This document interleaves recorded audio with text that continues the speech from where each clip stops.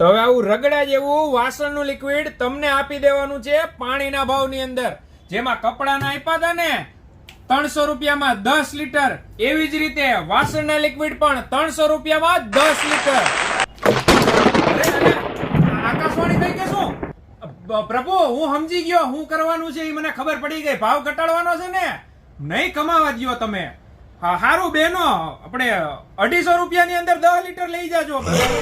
ઘરે આકાશવાણી થી હજુ થોડુંક સસ્તું કરો ને મારા વાલા. હજુ સસ્તું? અરે આકાશવાણી, તમને તો ખબર છે આ કેવું ઢાસુ લિક્વિડ છે, અને 220 માં તમારી પડતર છે.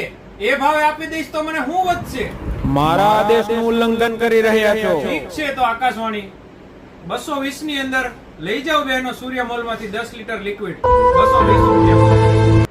હાથ પગને સુરક્ષિત રાખે એવા આ વાસણના લિક્વિડમાં આ વખતે એક ગજબ ગેરંટી છે.